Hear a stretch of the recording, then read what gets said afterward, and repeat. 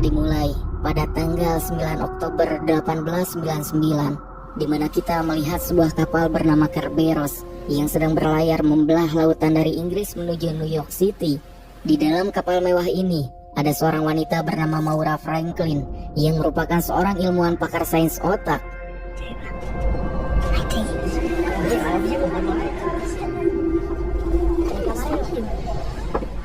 Malam itu, Maura mengalami mimpi buruk yang aneh. Ia bermimpi berada di sebuah tempat. Lalu, siluet hitam yang diduga ayah Maura datang menemuinya. Maura tak bisa mengendalikan diri dan langsung berteriak histeris, menuduh bahwa semua yang terjadi pada Prometheus adalah kesalahan ayahnya. Dan tepat di momen kejutan itulah, Maura langsung tersentak terbangun dari tidurnya. Sebenarnya, sebelum pelayaran Kerberos ini, ada kapal lain bernama Prometheus yang melewati rute yang sama.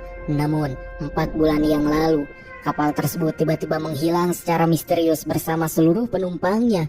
Juga, berita hilangnya Prometheus pun langsung menjadi peristiwa besar yang menggemparkan dunia. Sebab di dalam kapal tersebut, terdapat banyak orang penting dan berpengaruh. Meskipun kejadian yang dialami Maura barusan hanyalah sebuah mimpi, ia merasa ada kenyataan mengerikan yang tersembunyi di baliknya.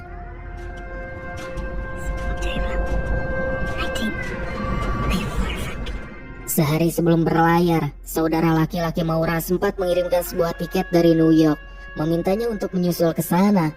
Kapal Kerberos ini sendiri membawa sekitar 1.500 penumpang, tetapi seluruh areanya dibagi ketat berdasarkan kelas sosial. Ada kelas pekerja, kelas bawah, dan kelas atas. Dan Maura terlihat berada di kelas atas, yang mana aturan di kapal tersebut melarang keras semua penumpang dari kelas di bawah untuk masuk ke area kelas atas.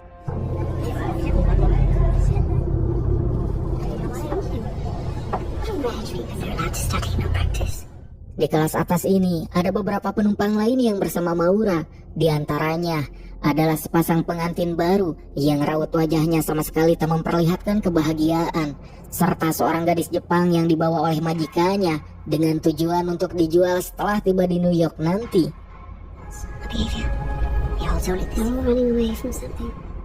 Hingga ketegangan mulai terjadi saat semua orang sedang menikmati makan siang. Tiba-tiba, seorang pemuda dari kelas bawah bernama Crester menerobos ke dalam ruangan tersebut secara nekat. Petugas keamanan pun dengan sigap langsung meringkusnya. Tetapi sambil menangis histeris, Crester berteriak bahwa kakaknya yang sedang hamil membutuhkan pertolongan dokter karena kondisinya sangat memburuk. Meskipun kapal ini memiliki fasilitas medis, tak ada satupun dokter yang sudi turun ke kelas bawah. Lalu, karena Maura mempelajari ilmu kedokteran, ia memutuskan untuk mengabaikan status sosialnya, lalu pergi menemui Crester untuk membantu persalinan kakaknya.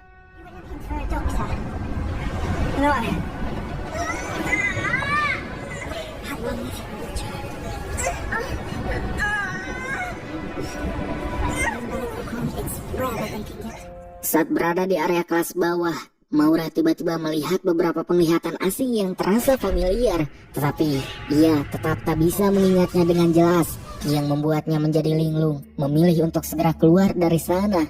Namun, tepat di pintu keluar, kapten kapal yang bernama Eki langsung menegur Maura dengan tegas, mengingatkannya bahwa penumpang kelas atas dilarang keras menginjakan kaki di dek bawah.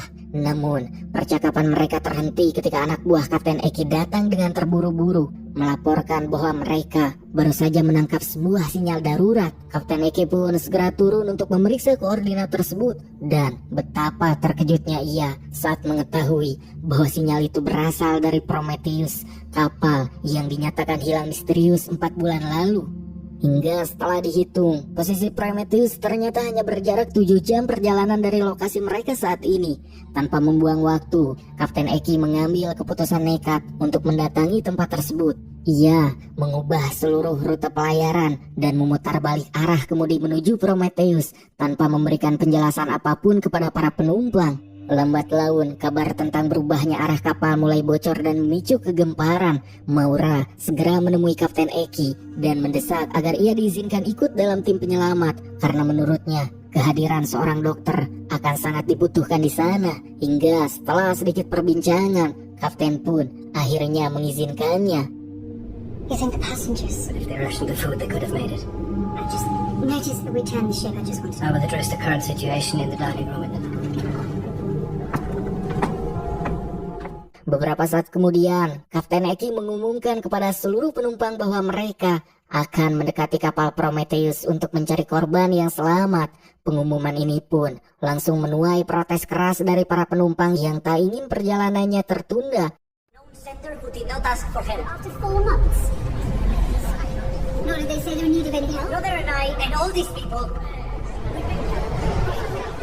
Singkatnya, setelah menempuh perjalanan panjang, Kerberos akhirnya tiba di titik koordinat yang dituju.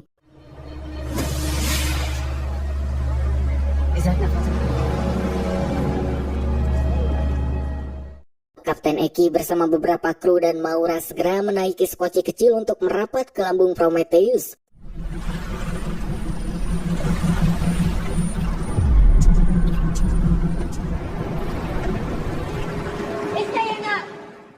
Saat melangkah naik ke atas dek, suasana yang mereka dapati benar-benar aneh. Kapal mewah itu kosong melompong tanpa ada tanda-tanda kehidupan. Dan yang lebih membingungkan lagi, meskipun kapal ini awalnya menampung ribuan orang, mereka tak menemukan satupun jasad di seluruh ruangan.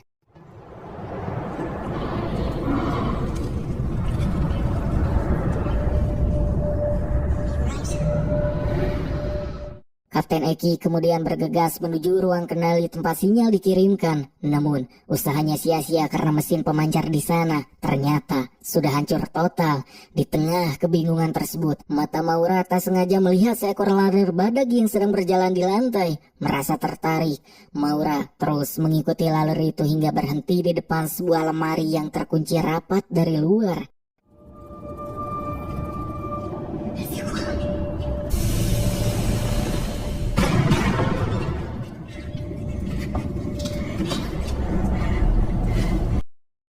Begitu pintu dibuka, mereka mendapati kenyataan aneh. Terdapat seorang bocil yang sedang duduk diam di dalamnya. Anak itu hanya menatap mereka dengan pandangan kosong, sambil memegang sebuah benda berbentuk piramida kecil di tangannya.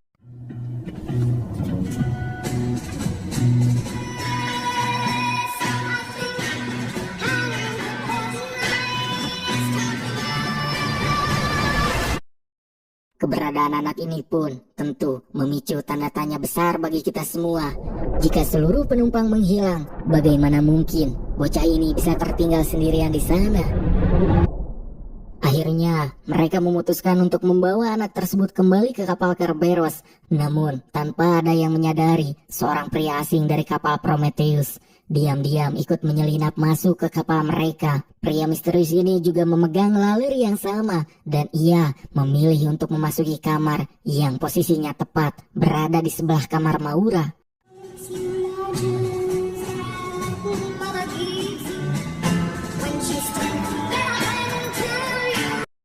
Singkatnya, Maura kini diberi tanggung jawab penuh untuk merawat dan mengawasi bocil misterius tersebut. Keesokan harinya, pria asing yang semalam menyelinap muncul, lalu memperkenalkan diri dengan nama Daniel. Meskipun Maura baru pertama kali bertemu dengan Daniel, entah mengapa Maura merasa sangat familiar dengan sosok Daniel. Saat kembali ke kabin untuk memeriksa si bocil, Maura menyadari sebuah detail mengerikan. Di leher bocah tersebut terdapat sebuah tato berbentuk simbol piramida terbalik, persis sama dengan logo yang tertera di surat kiriman saudara laki-lakinya. Maura pun mencoba menginterogasi anak itu dan menanyakan arti dari piramida yang ia pegang. Namun hasilnya nihil, sebab anak itu tetap membisu dan enggan mengeluarkan suara kepada siapapun.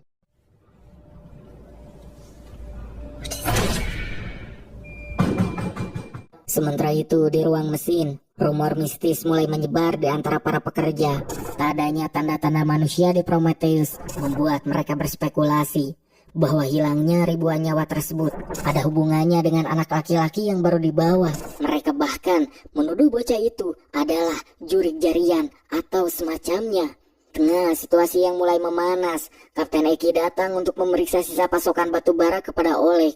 Pikirannya pun terganggu jika mesin pemancar di Prometheus sudah hancur. Lalu, siapa sebenarnya yang mengirimkan sinyal darurat ke Kerberos? Hingga tepat saat ia sedang tenggelam dalam pikirannya, Kapten Eki tiba-tiba mendengar suara panggilan anak perempuan yang sudah meninggal. Kapten Eki pun langsung berjalan turun mengikuti arah suara ke dek bawah.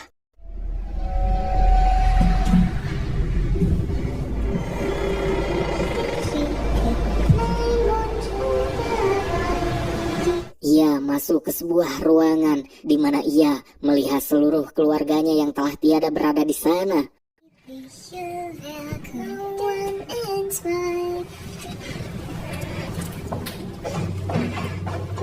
Nina.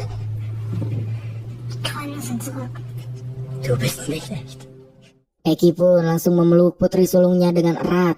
Namun secara mengejutkan seluruh ruangan itu tiba-tiba berubah, memancarkan kobaran api. Juga di detik berikutnya, kesadaran Eki berpindah ke dimensi lain. Di sana, ia melihat seekor laler hijau berjalan masuk ke dalam sebuah terowongan rahasia yang ternyata berujung tepat di bawah tempat tidurnya sendiri di dalam kabin kapten.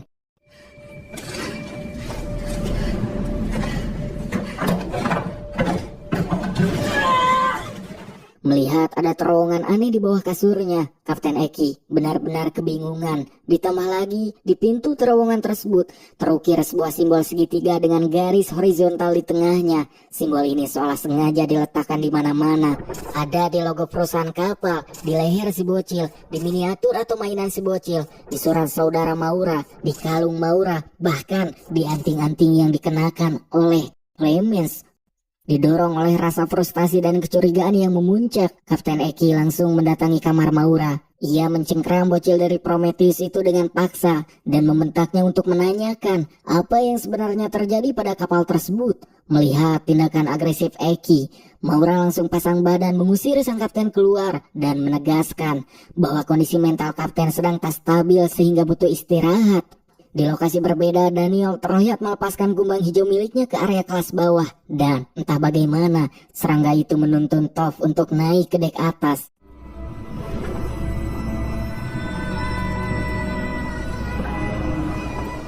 Daniel kemudian menatap Toph sambil mengucapkan kata maaf, sebuah isyarat dingin yang mengindikasikan bahwa ia akan mencelakakan gadis tersebut. I'm so sorry.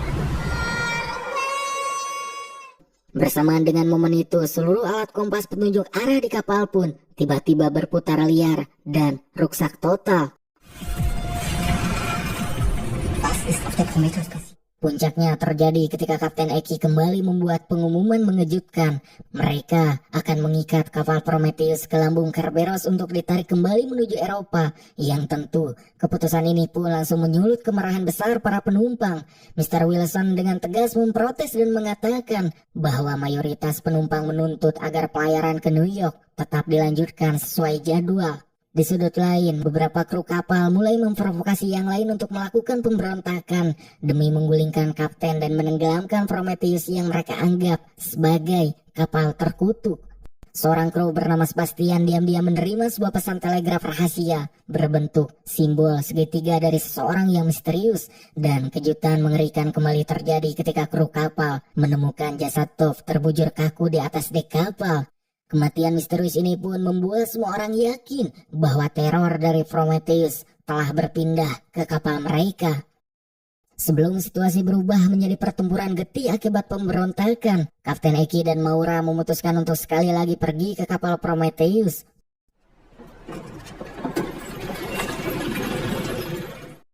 Tujuan mereka hanya satu, yaitu memeriksa kemana arah terowongan rahasia yang berada di bawah tempat tidur kabin kapal hantu tersebut. Namun, setelah mereka berhasil merayap masuk ke dalam, kenyataan di luar akal sehat kembali menghadang. Tak ada jalan terusan atau ruang semacamnya, alih-alih struktur kayu sebuah kapal. Tempat tersembunyi itu secara aneh dikelilingi oleh susunan ubin kotak-kotak berwarna hitam pekat di segala sisi.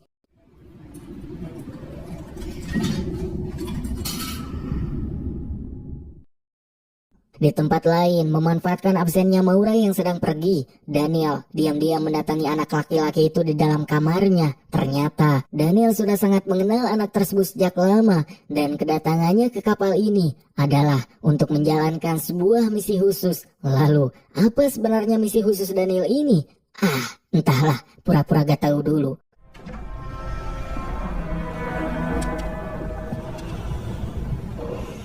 Sementara itu, Kapten Eki berhasil menemukan selembar daftar dokumen penting di mana dokumen tersebut berisi nama-nama penumpang yang melakukan perjalanan dengan kapal Prometheus dan dinyatakan hilang 4 bulan lalu. Namun, betapa terkejutnya sang kapten saat melihat nama Maura Franklin ikut tercantum dengan jelas di dalam daftar tersebut. Hal ini pun langsung memicu kecurigaan besar di benak kapten. Logikanya, jika Maura benar-benar berada di kapal yang hilang itu, bagaimana mungkin sekarang ia bisa hidup dan ikut kembali dalam pelayaran Kerberos? Meski begitu, Kapten Eki memilih untuk tetap diam dan tak menanyakan hal tersebut kepada Maura. Lalu mereka berdua pun akhirnya memutuskan untuk segera kembali ke kapal mereka.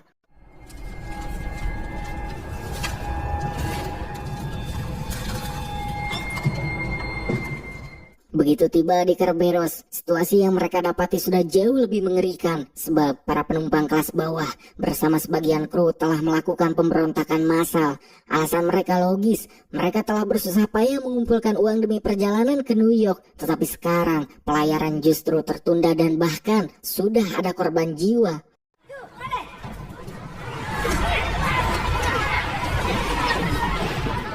Di bawah hasutan rasa takut, masa menuduh bahwa anak laki-laki yang dibawa dari Prometheus adalah pembawa kutukan yang harus segera disingkirkan. Mereka pun menuntut agar bocah itu dilemparkan ke dalam laut.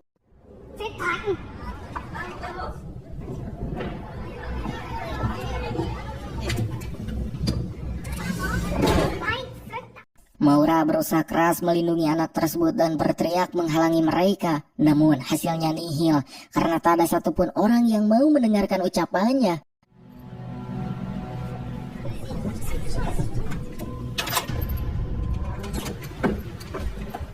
Hingga akhirnya Ibu Crester merebut paksa anak itu dan langsung melemparkannya ke laut terbuka.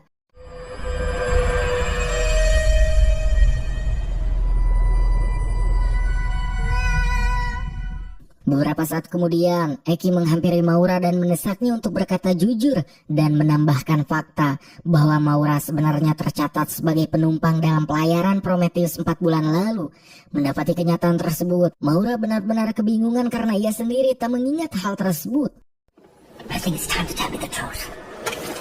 Who are you really? Di tengah perdebatan itu, masalah yang lebih besar menghadang. Mesin kapal Kerberos mendadak mogok total yang membuat posisi kapal terjebak dan hanya berputar-putar di titik yang sama di sekitar Prometheus.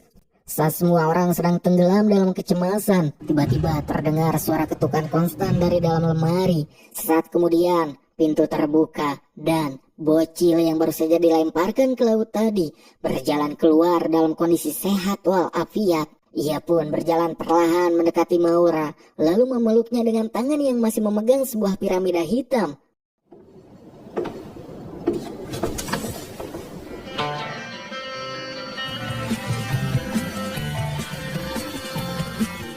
Kejadian di luar akal sehat ini pun membuat para penumpang semakin yakin bahwa anak tersebut merupakan jurik jarian. Juga situasi di dalam kapal kini terpecah menjadi dua kubu yang saling bermusuhan, yaitu kubu kapten yang ingin memutar balik arah ke Inggris dan kubu kelas bawah yang nekat ingin tetap melanjutkan perjalanan ke New York. Hingga ketegangan pun semakin memuncak, bahkan wanita hamil yang sempat diobati Maura di awal cerita memilih untuk membelot ke kubu kapten karena menganggap tindakan kelompoknya sudah terlalu brutal. Singkatnya, saat Maura terbangun dari bobot cantiknya dan mengetahui anak itu dikurung, ia tertinggal diam. Maura nekat pergi ke ruang kurungan untuk membebaskannya, yang tentu langkahnya pun langsung dihadang oleh kepungan massa yang menodongkan senjata api ke arahnya. Mereka mengancam akan menjedor jika Maura berani mendekat. Namun, karena tekadnya sudah bulat, Maura mengabaikan ancaman tersebut dan tetap melangkah maju untuk membuka kunci pintu. Hingga tepat di momen kritis itu, sebuah peluru melesat cepat ke arah Maura. Daniel berlari sekuat tenaga untuk menyelamatkannya. Namun, secara misterius, sebuah keajaiban terjadi.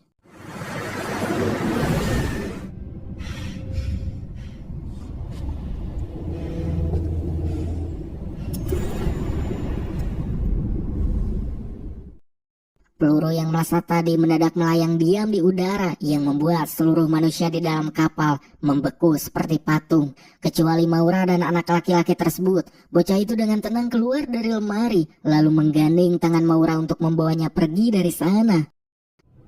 Did nothing do this. You tell me what's going on. Stop! Anak itu pun menuntun Maura masuk ke sebuah ruangan yang sepi. Namun Maura yang masih kebingungan langsung melontarkan banyak pertanyaan, mendesak penjelasan tentang bagaimana waktu bisa berhenti dan bagaimana anak itu bisa terus kembali hidup. Namun si bocil sama sekali tak menjawab lewat suara. Ia meraih selembar kertas lalu menuliskan pesan. Aku tak bisa mengatakan apa-apa karena mereka selalu melihat dan mendengarkan kita. Kamu hanya perlu mengikutiku. Yang tanpa pilihan lain, Maura pun akhirnya memutuskan untuk mengikuti langkah anak tersebut.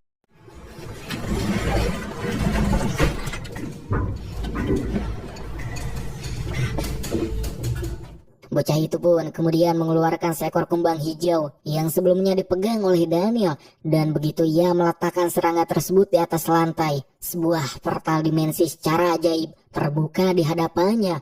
Maura melangkah masuk ke dalam portal tersebut dan seketika berpindah tempat ke sebuah lingkungan yang ada di dalam potongan ingatannya. Namun begitu ia menoleh, anak laki-laki tadi sudah menghilang dari pandangannya.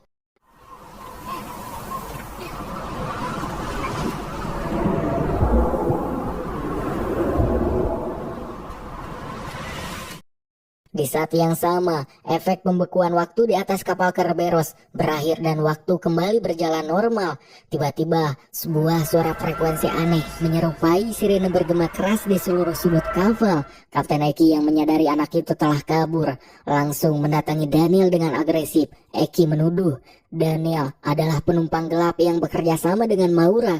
Namun sebelum pertikaian mereka berlanjut, Kakak Toph berteriak memperingatkan bahwa mereka harus menghentikan kegilaan ini dan fokus mencari jalan keluar. Suara sirine misterius yang menggema tadi ternyata memiliki efek hipnotis yang sangat kuat. Sebab di bawah pengaruh gelombang suara tersebut, para penumpang mulai kehilangan kesadaran mereka. Mereka berjalan bersamaan menuju dek kapal, lalu melompat satu persatu ke dalam laut lepas yang dingin.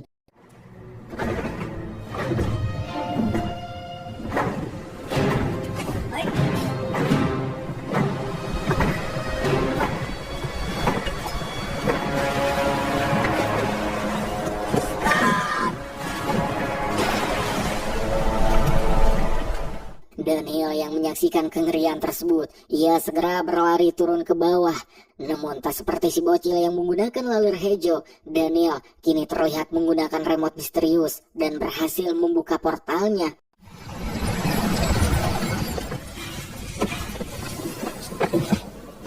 Di sana, Daniel menemukan bocil itu sedang berdiri menanti. Daniel meluapkan kekecewaannya atas tindakan ekstrim yang dilakukan anak tersebut.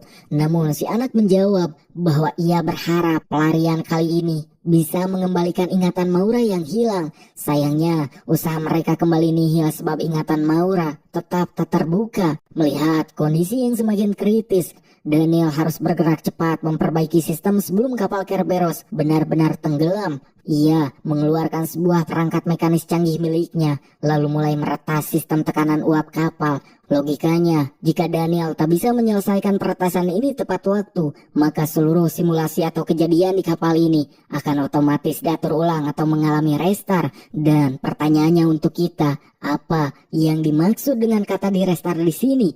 Entahlah, pura-pura gak tahu dulu lagi. Akan tetapi Daniel langsung ditakol dari belakang oleh salah seorang pekerja di bagian mesin tersebut.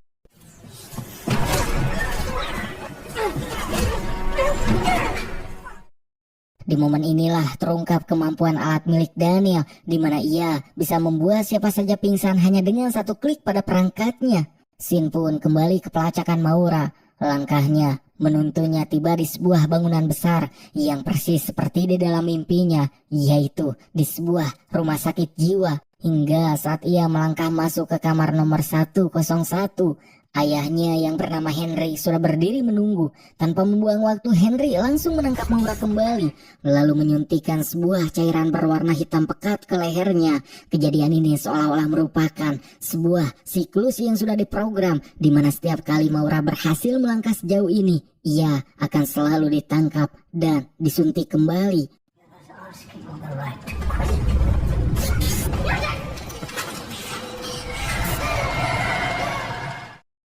Di detik berikutnya, Maura tiba-tiba terbangun lagi di dalam tempat tidurnya di kabin kapal Kerberos.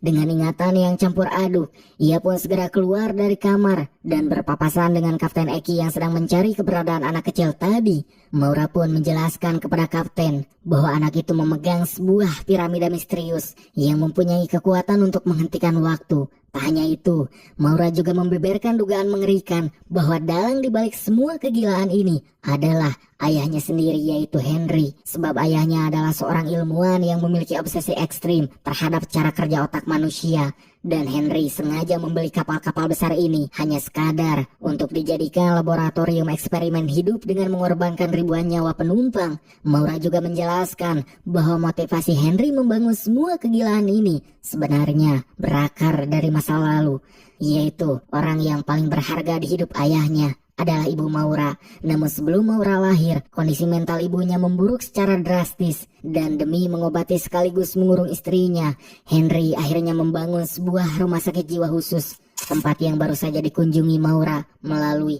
portal dimensi tadi.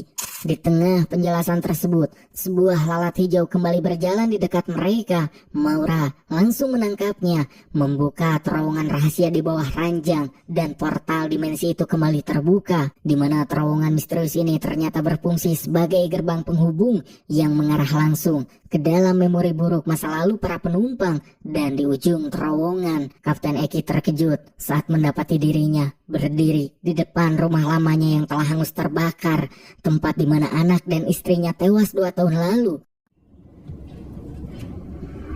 How is this possible on the ship? This isn't the only one. Sementara itu di pusat kendali, aksi peretasan yang dilakukan Daniel akhirnya berhasil mematikan gelombang suara hipnotis yang mengerikan tersebut. Namun semuanya sudah terlambat, sebab kapal yang awalnya menampung 1.500 nyawa kini sudah berubah menjadi kuburan massal di tengah lautan, dan hanya menyisakan segelintir orang saja yang bertahan hidup.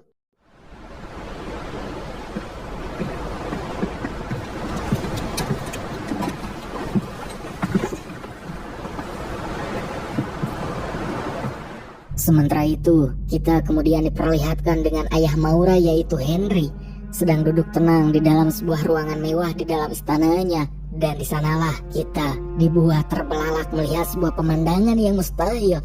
Henry ternyata mengawasi situasi di atas kapal melalui secari kertas laporan mesin tik komputer kuno bertuliskan Project Kerberos yang baru saja ia terima, yang dipenuhi oleh deretan kode simbol segitiga misterius.